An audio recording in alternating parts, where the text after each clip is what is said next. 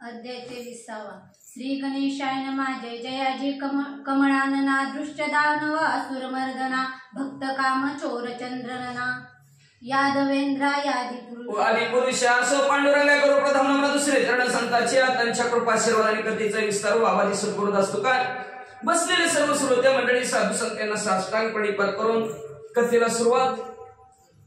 ज्याचं कमलासारखं असणार डोळे आहेत, दुष्ट राक्षसांचा अंत करणाऱ्या, दानवांना संपून टाकणाऱ्या, भक्ताच्या मनातील सर्व असणारी इच्छा पूर्ण करणाऱ्या, नव चकोर जसं असणाऱ्या चकोर पक्षावर अमृताचा वर्षाव चंद्र करतो तशा प्रकारचा असणारा किंवा चकोर पक्षावर पाऊस, चकोर पक्षावर अमृताचा वर्षाव चंद्र करावा तसं आपल्या भक्तावर अमृताचा वर्षाव करणारा, मागे पुढे उभा आहे आल्या आघात निवाराया अशा प्रकारचं मागे पुढे भक्तांचं संरक्षण करणाऱ्या, यादव कुळातील असणारा कुळभूषण असणाऱ्या श्रीकृष्ण परमात्मा तुमचा जय जयकार असो.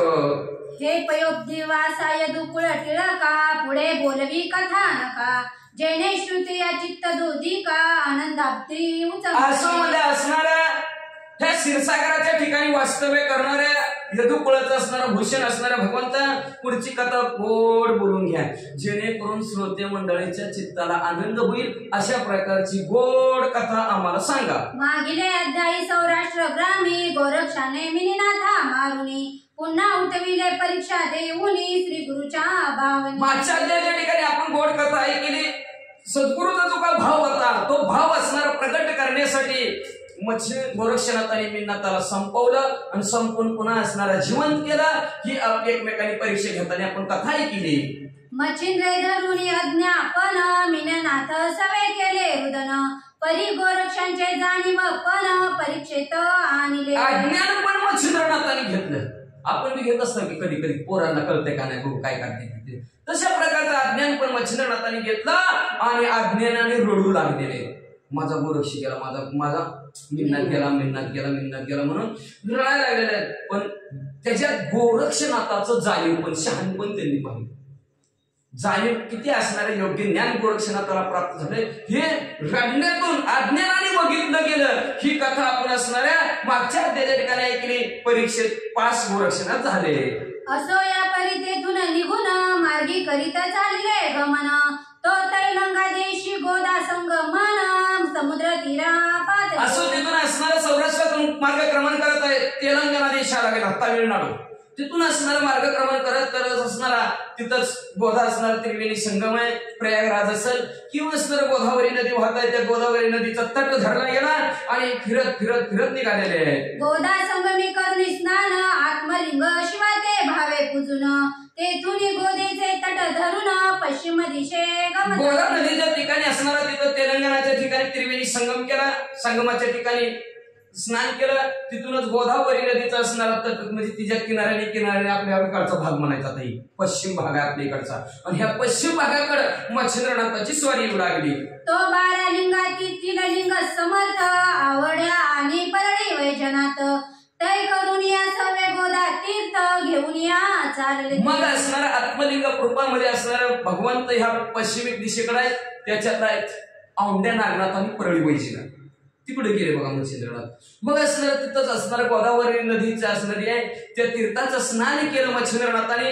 औंढ्या नागनाथाचं दर्शन घेतलं, परळी वैजनाथचं दर्शन घेतलं आणि तिथून ती गजर कुठं निघाली. मार्गी चालिता गोदा सवे तो वाल्मिक स्थान विपिनमय गर्भगिरी पर्वता प्राय येऊन या तेथे मार्गक्रमण करत आहेत. उजवं असणारा गोदावरी नदीचा तीर घेतला. गोदावरी नदी कळलं ना ते पैठण पासून वाहत चालली तिला गोदावरीच म्हणतात बरं का.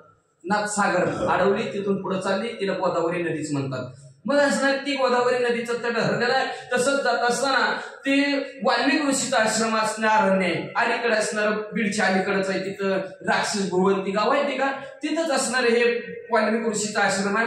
फार खड्ड्यात असणार आहे. तिथून असणारा मच्छिंद्रनाथ तीर्थयात्रा करत करत नेमकं गेले आता सावर गावात. आपण जे असणाऱ्या कालिकनाथाच्या मधनं येतो का ती डोंगरावरून असं मधनं येत असताना जे काय म्हणतात भाग आहे त्या अरण्याचा भाग असणार. चालत जाणारा माहितीये, वाहनाने जाणाऱ्याला माहित नाही. चालत जाणारा माहित आहे. मग ती जी काय डोंगर सुरुवात होतो मच्छिंद्रनाथाचा त्या डोंगराला गर्भागिरी पर्वत म्हणते. मग ती गर्भागिरी पर्वताच्या पायथ्याला महादेव जे आहे पाणी नदी वाहती तिथून खाली त्या नेमकं पाय त्याला तिघचे तिघ पोचली. तेरा न कर्कश अचाट गगन चुंबित तरु अफाट तया माझी तृण अफाट न मिळे वाट चालावया. मग तिथनं असणारे त्या डोंगराच्या मार्ग डोंगरापर्यंत जायचंय म्हणून त्याच्या आधी मार्ग बघा कसला आहे. दाट झाडे. आता हळूहळू झाड कमी झालं. आपल्याच जाती ती जरा उन्हाळ्यात जाते ती रंगपंचमी टायमाला जरा झाड हीच घे झालेली असते. आता जाऊन बघा बरं ते वाटणे मधल्या वाटणे जा बरं काकू. आता जा येऊ शकल का गुड गेलं तिथलं गवात सगळं झाड झाड एकमेकाच्या फांद्या गुंतलेल्या पण कसल्या वाटत नाही हे ती वजन चाललेली आहे. व्याघ्र जम्बुक शार्दूळ हरी वराहरी सकाकनांतरी हिंडती हिंडती ते उन्मंता परी उग्र वेश दावून त्या असणाऱ्या अरण्याच्या ठिकाणी आता आपण जरी गेलो तरी माणसं म्हणते तो नीट जावा का चालत जाणार आहे. बिबटे वाघा शिंह तिथं काही असणारे जंगली प्राणी म्हणजे मोठे मोठे म्हणते ती. मग तसं म्हणजे असणार उन्मत्त झालेले प्राणी वाघ सिंह हाती घोडे लांडगे त्या अरण्यात होते. त्या अरण्यात असणारे त्या मार्गात निघालेले आहेत ती. जाळी आवेली कर्दळी सगन की जेते रश्मीचे न पावे दर्शन की करदो की दयाल पे गगन ऐसा भास वाटत. म्हणजे झाडाची झाडावर वेल चढलेली त्याच्यामुळे दाट झाड झालेली ती म्हणजे सगळी जणू सूर्याचं किरण पृथ्वीवर पडत नव्हतं. सगळं दाट जंगल आणि त्याच्यात असणारे हे तिघचे तिघ निघालेले आहेत. बोरी बाबळ पळस शमी रातांजन कंदर्प अनेक नामी खैराही वरी कंटक धामी कनना. आता बघतो आपण त्या डोंगराकडे जात असताना चालत हिवराची झाड आहे ती बाबळीची झाड आहे ती पळसाची झाड आहे ती म्हणजे असणाऱ्या बाबळीची ती बोरीची ती शमीची आपट्याची कशाची झाडं तर जंगलात ती सगळी झाडं त्यांना दिसत होती. एक तुराट की फुल्लाट वरकड तीक्ष्ण कंठ कनट तेवी कनक खड जाळी अचाट पर्ण कुटिका जैसी. अहो ते असणारी काय काय झाडाची फळं तुराट होती. ते आता आम्ही एकदा बोलतो तर ती काळं फळ काय असतं बघा तसलं होतं बघा काय माझ्या ध्यानात ना काळी मैना एक फळ आहे ती झाड आणि काटबी असतात त्याला आणि ती पाणी हिरवी असते ती काटाबी असते काळी मैना नाही ती असू द्या. मग म्हणजे असणारा तुरट फळ असते ती अनेक प्रकारचे असणारी वरकड असणारी काही आंबट गोड तिखट असणारी कामण्या बी होत्या अजून काहीतरी अशा प्रकारची असणाऱ्या अनेक प्रकारची फळांची झाडं होती. ती बघत बघत असणाऱ्या त्या काटेरी वनात निघालेली होती. तया माझी तृण उचित सावरत तरु झाले व्यक्त तेने धरा देवीचे ससा नितांत झाकिनले शरीर. अहो त्या असणाऱ्या गवतामुळे झाडावर वेली गेल्यामुळे असणारं जणू काय त्या असणाऱ्या डोंगराच्या भोवतीनं ती काही झाडं होती का ती झाडं बघितल्यावर जणू काय त्या तिथल्या असणाऱ्या पृथ्वीनं हिरवा शालूच घातला की काय अशा प्रकारचं चित्र तिथनं असणाऱ्या जंगलातून जाताना दिसत होतं. ते कानन सुरस वसन नेसविले भूदेवीस हरितवर्णी कुसुम पद रास बुटलिंगी मिरवली. म्हणजे सुंदर एखादी नवरी नटावी तशा प्रकारची हिरवीगार साडी घातली की काय असणाऱ्या त्या पृथ्वीनं अशा प्रकारचं वातावरण त्यांच्या डोळ्यासमोर दिसू लागलं. म्हणाल कासया नेसली वसन तो पर पुरुष दिन कर गगनी म्हणून कुळवंत दार लज्जेने स्वशरीरा.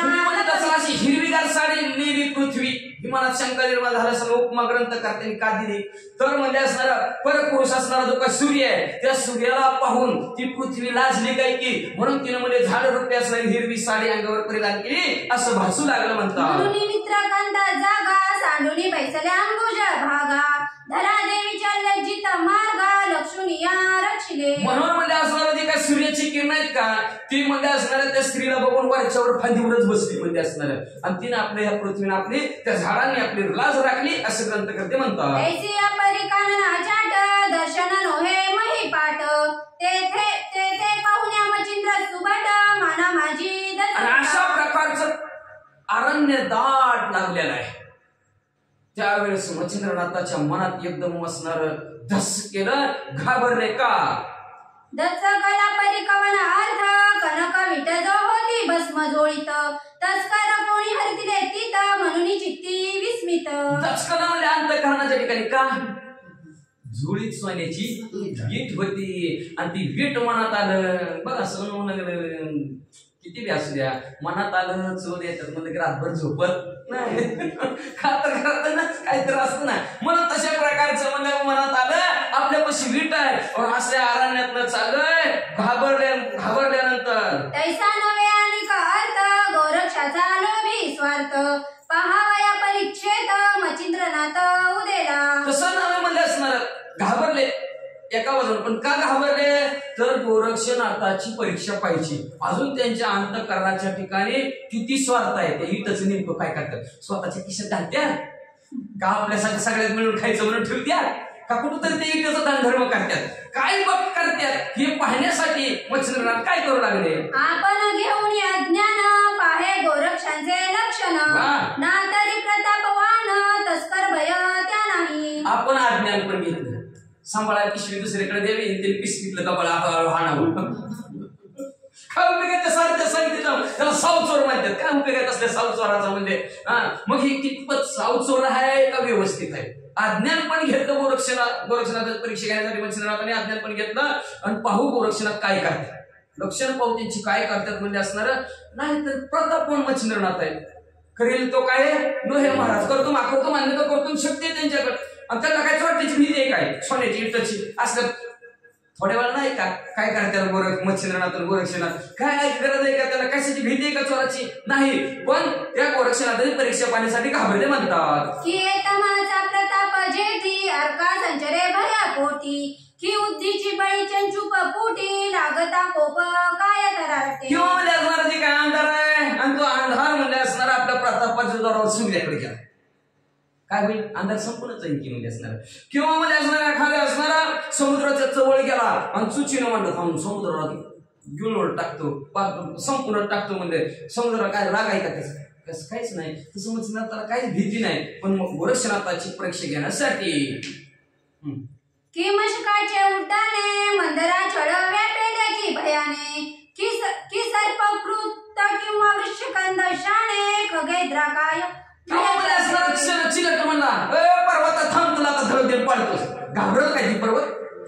किंवा म्हणजे असणार गरुड पक्षी आणि ती नागन विंचू तिकडून आले दोघ जण म्हणजे गरुडा थांबले तुझं आज बघतोस, गरुड घाबरणार आहे त्यांना घाबरत नाही पण वाचा. तन्याय मच्छिंद्रनाथ पाळू न शके तस्कर भयाते परिश्री गोरक्षाचे चित्त परीक्षेसी उदेले. या न्यायाने मच्छिंद्रनाथ चोरट्याला अजिबात घाबरत नाही, चोराचं बाप आहे ती. मग मला चोरट्याला अजिबात घाबरत नाही, पण गोरक्षनाथाच्या चित्तात काय आहे ही परीक्षा घेण्यासाठी मच्छिंद्रनाथ घाबरले म्हणतात. कल्पुनी चित्ती ऐसी आपली मग गोरक्षाते जती वागुत्तरी बोलता झाला काकना तरी पाचारुणी निकटत्वे. मग अशी चित्ताच्या ठिकाणी कल्पनांनी गोरक्षनाथाची परीक्षा घ्यायची म्हणून गोरक्षनाथाला असे अरण्याच्या ठिकाणी जवळ बोलवलं आणि जवळ बोलून गोरक्षनाथाला काय म्हणतात म्हणे वसायक बाकेसे उद्धट दिसे विपिना कर्कश तरी काही भयारण्यास नांदते की बरं बाबा म्हणजे कसलं महाभयानक कारण लागले मला वाटतं इथं चोर येते आपल्या हानतेने काय केलं भेवाट आलेलं बघ चोराचं. परमपूर्ण व्यक्ती तरु दाटी जेथे अर्कन पडे दृष्टी ऐसी एकाननी कर्कश पोटी मज भय किती झाड आहेत म्हणजे सूर्याचं किरण सुद्धा पृथ्वीवर पडत नाही, असल्या दाट जंगलात जायचं म्हणजे मला भेव वाटायला लागले. मग तरी बाळ प्रज्ञावंत आहे की नाही भय सांग आता तस्कर भयाची समूळ वार्ता काकनाथ न होया. काननाथ मग म्हणले दुसऱ्याचा विसरली तीच वाचा परमपूर्ण व्यक्त धरू दाटी जेथे अर्कन पडे दृष्टी एसिया काननी कर्कश पोटी मज भय आज भरपूर असणारे झाड आहेत ह्या झाडाच्या ठिकाणी सूर्याचं किरण सुद्धा पृथ्वीवर पडत नाही म्हणजे आणि असल्या खरखोस हारण्यात आपण आलो लई मला भेव वाटायला लागले बघ. तरी बाळा प्रज्ञावंत आहे की नाही भय सांग आता तस्कर भयाची समूळ वार्ता काननाथ नाही होत. बाळा खरंच सांग बरं तू बी हुशार आहेस, खरंच भेव वाटतंय का नाही सांग बरं म्हणला. योगाने देवा देवा देवा देवा देवा देवा आमच्याकडे चोरी होती मोकळे बाबा असं म्हणू लागलं. बोलता मच्छिंद्रनाथ गोरक्ष विचार करी मनात म्हणे तस्कर भय गुरु ते काय म्हणून उदिले. असं मच्छिंद्रनाथ बोलल्याबरोबर गोरक्षनाथाने मनात विचार केला मला गुरुवर घाबरले कस काय मनात चोर कस काय आले ह्यांच्या चोराच्या मनाचा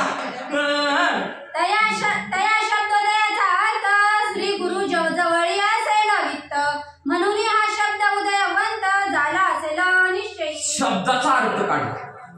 ज्या ते रातचं गावात गाताच्या वाडून बारशीहून गाताच्या वाडीला घेते अंगठी येते काय हाता गळ्यात मोठं लागते काय की सोनं भरपूर अंगावर आहे बाबा काढून पिशवी ठेवून जावा रे बाबा घरची सांगते जाणार आहे का नाही भीती चोराची. मग असणार ज्या ते ह्यांच्या मुखातून शब्द बाहेर निघला चोर आहे ती मारते आपल्याला चोर आढळतील चोराची भीती मला वाटायला लागली.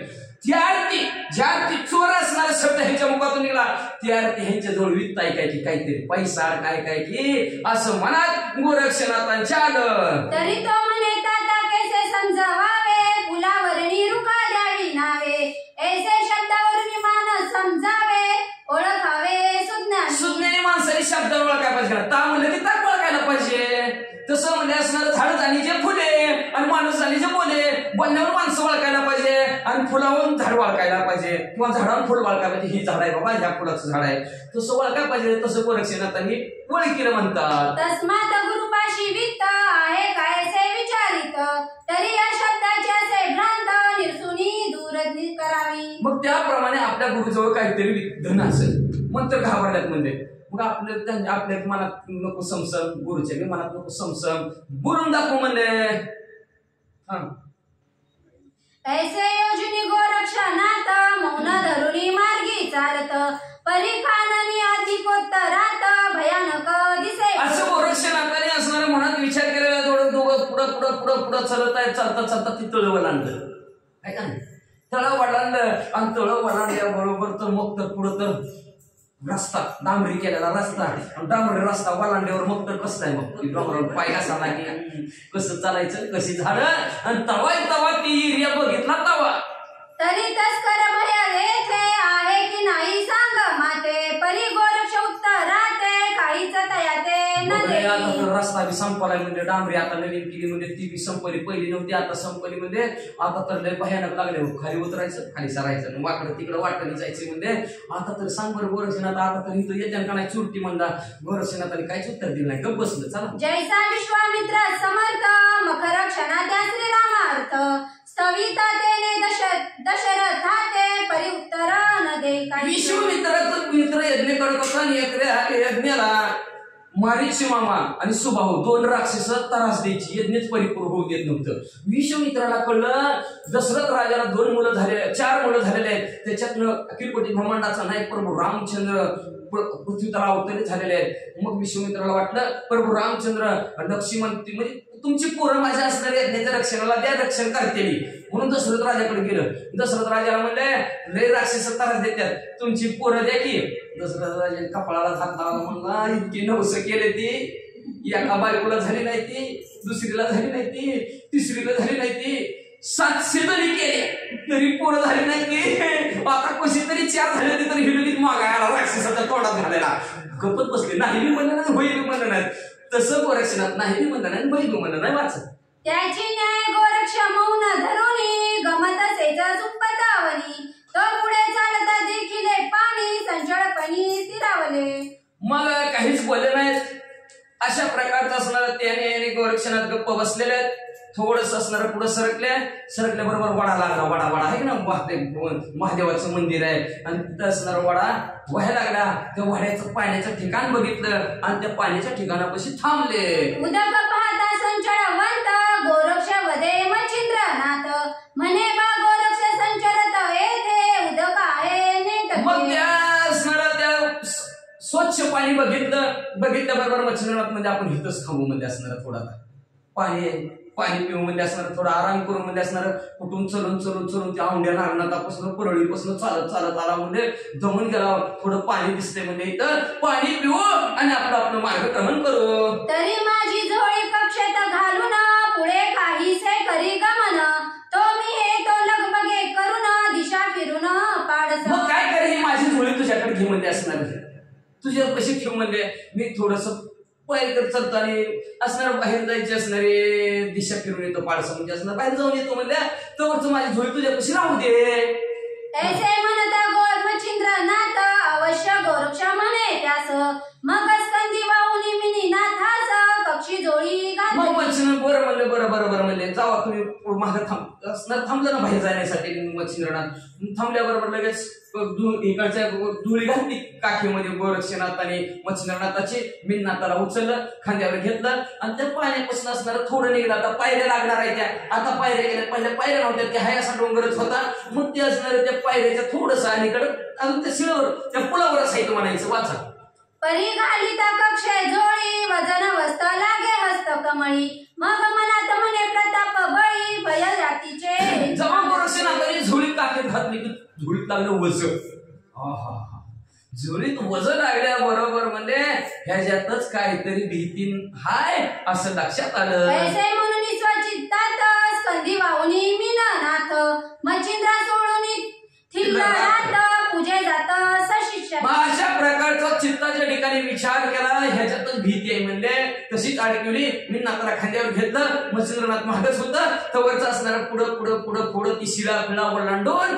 मग गोरक्षनाथ पुढे सरकलं पावली कक्षेतून भिक्षा जोळी काढली त्यात पाहता देखील विट उत्तम त्या पाण्यापासून 100 पावलं पुढे गेलं गोरक्षनाथ मग काय तिथे दगड शिळाच आहे की अजून पायऱ्या चालू झालेल्या नाही त्या मग म्हणजे असं थोडस 100 पावलं पुढे गेलं गोरक्षनाथाने तर झोळी उघडून बघितली तर झोळीत सोन्याची वीट दिसली पाहताची दृष्टी कनक वीट म्हणे की फुका ब्याला मच्छिंद्रनाथ सुबट मग दाट लक्ष्मी तृण अफाट जुगारिली वीट त्या मग त्या विटेवर पाहिलं पाहून म्हणजे फुकट म्हणजे आमचे गुरुवारी इतकं सूरवीर असताना सुद्धा म्हणजे असणार ताकदवान असताना सुद्धा म्हणजे असणार बिहलं म्हणजे काय खरं नाही म्हणजे मग असणार घेतली ईट उभारले त्या शिळेवर आणि दिली इकडं खाली पर्वताच्या बाजूला फेकून त्या कनक विटे समाकृती पाषाण पाहुनी गोरक्ष जती झोळीत घालून कक्षे प्रती पुन्हा नेसवी झोळीते मग त्या सोन्याची ईट होती का तेवढ्याच वजनाचा दगड घेतला आणि टाकला झोळीत म्हणजे गोरक्षनाथाने आणि मग म्हणजे असणारे गोरक्षनाथाने झोळी कागद घातली पुढे निघाले कक्षे झोळी घालून स्कंदी पुन्हा मिनीनाथ घेऊन लगबगुनी मार्ग गमन करीत असे नाथ तो मग असणारी झोळी टाकून घालते की दगड टाकून मिन्नाथाला खांद्यावर घेतलं पुढे सरकायला लागल्या तवड मच्छिंद्रनाथ अर्थ बाकी कुठं चालू सुपंथ लक्षिता तडीने एक कोस गेला त्वरित करून तो मच्छिंद्रनाथ दिशा फिरून जात मागुता असणार असा चांगला मार्ग क्रमात असताना एक कोसाचं अंतर काटल्याबरोबर मागुटून मच्छिंद्रनाथ बाहेर गेलेला मार्गक्रमण करत असताना लगबगीनं जवळ येऊ लागलं पुढे जात असे गोरक्षनाथ मागुनी मच्छिंद्र लगबगा येत परितो नाटोपे गोरक्षनाथ मार्ग प्रमिता गोरक्षनाथ करून असणार चाललेल्या मच्छिंद्रनाथ भागून मास्तर लय वेळ लागला ना त्यांना भागच त्याच्यामुळे किती गाठण्यात आपली माणसं चुकतात काही पुन्हा डोंगरावर गेल्यावर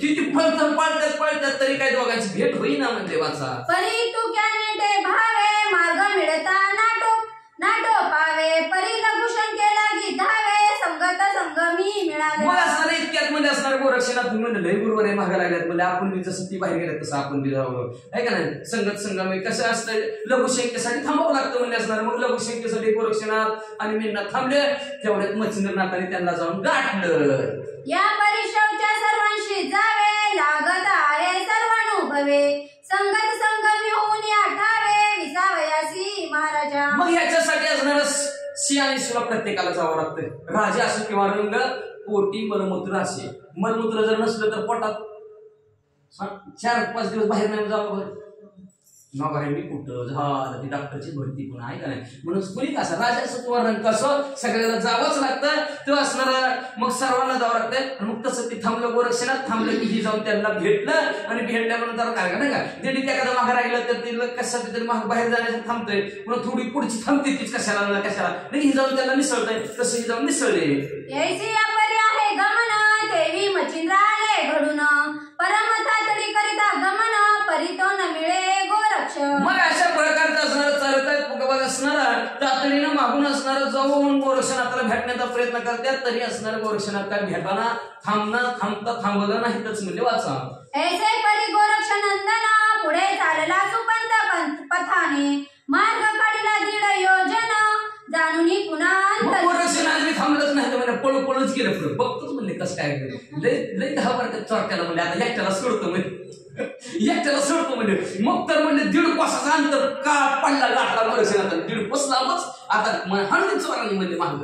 तो अवचट देखिला तरू गोरक्ष पाहे दृष्टी परू मनात मने व्हावे स्थिरू येऊ द्यावे नाथासी. बघूच म्हणले सारखं महागात गावमाट्यानेच करते. गावमाट्यानेच करते मागे पुन्हा अक्कल गुंगच गेल्यावर पुन्हा नाही बाबा आता नाही काय काय घाबरत. मग तशा प्रकारे आता मच्छिंद्रनाथ घाबरते माग म्हणून मच्छिंद्र लांब 1.5 कोसाचं अंतर पडला. पुन्हा शेवटी म्हणजे जाते कवर बघायचं कशी आता येईल म्हणून एक झाड चांगलं असणार सावलीचं बघितलं आणि त्या झाडाखाली गोरक्षनाथ मच्छिंद्रनाथाची वाटवडे बसले. ऐसे योजनी स्वचित्तात पादा झाला उंबर तरुते तो त्या ठाई पोखरणी अद्भुत वामती तीर्थ देखिले. मग तिथून असणार चित्ताच्या ठिकाणी ठरवलं मोठं झाड बघावं आणि झाडाच्या असणाऱ्या सावलीला बसावं तर तिथं उंबराचं झाड होतं आणि त्या उंबराच्या झाडाच्या असणाऱ्या पोखरीच्या ठिकाणीच वामतीर्थ होतं आणि त्या वामतीर्थाच्या ठिकाणी काखेची झुळी काढलेली आहे आणि तिथं बसले. वर डोंगरावर गेले की झाड आहे तिथं देवीच्या मंदिर बिंदिर आणि त्या गुहेच्या ठिकाणी थांबले. मग झोळी काढली कक्षेतून स्कंदीचा उतरविला नाथ मीन मग अंबू पात्र करी कवळून पोखरणीत उतरला. मग लगेच मी नाताला खाली ठेवलं गेलं. त्या पोखरणीत असणारं पाणी होतं आणि ती पाणी पिण्यासाठी गोरक्षनाथ आतमध्ये शिरले. दारुणी आपुले स्नान अंगी भस्म केलेले पण उपरी आपुले नेम सारून घातले स्नान. गेलेले स्नान केलं. गोरक्षनाथांनी नित्य नियम आपला सारला भस्म कपाळाला लावलं. मी नाथाला असणारे तिथं आंघोळ घातली. आंघोळ घालून तो मार्गाहून मच्छिंद्रनाथ अति तातडीने आले तेथ स्नान करून यथास्थित नित्य कर्म मच्छिंद्रनाथांनी त्यांना गाठलं. ते नित्य असणाऱ्या वामतीर्थाचं स्नान केलं गेलं आणि स्नान करून नित्य कर्म असणाऱ्या मच्छिंद्रनाथांनी आपलं परिपूर्ण केलं. सकळ सारले नित्य नेमा बैसले मार्गी विश्रामा बैसल्या उपशब्द उगमा पुन्हा दावी मच्छिंद्र. मग असणार बसल्या बरोबर असणार लगेच असणार बोलायला सुरुवात मच्छिंद्रनाथांनी केली. काय म्हणतात म्हणे बारे गोरक्षनाथ कर्कश अरण येथपर्यंत आपणा लागले भयानक कवत पुढेही लागेल. गोरक्षनाथ आपल्याला भयानक अरण्य लागलं होतं बघ. हिथून पुढे असलंच आहे का जंगल का संपलं रे बाबा. एरू म्हणे जी गुरु राया याहुनी पुढे अधिक काया मच्छिंद्र म्हणे काही भय काननी आहे की. मग असणारा म्हणलं गोरक्षनाथ म्हणतो महाराज आता थोडंच नाही अजून लई मोठं भयानक काय म्हणजे लई चालायचं आहे. लई मोठा डोंगर केवढा डोंगर आहे चढायचं आहे म्हणजे असणार. पण आताच आपण बळाटून चालला म्हणजे 10 वाजल्यात तवरच म्हणजे असणार. एवढा डोंगर कधी चढायचा बाळा उद्या चढायचा काय नाही. गोरक्ष म्हणे वागुत्तरा की महाराजा असता जड परडर होता जो तो डर थोरा मागेची राहिला हे जी. असू द्या म्हणजे जंगल लई कर्कश लागणार आहे म्हणजे पण जड होतं की आपल्या पैसे जड असलं की डर असतं ऐक ना. धन असलं तर डर असतं नाही तर मग सोनेवाले सोने का नाही ऐक नाही. सोनेवाले सोना झोपत उडते त्यांची. मग अशा प्रकारचं गोरक्षनाथ मध्ये जड होतं म्हणून ठरवतं. पण काय सांगायचं महाराज ती जड महागच गेलं. काय म्हणतो महागच गेलं. आता पुढे आणायचं म्हणलं तर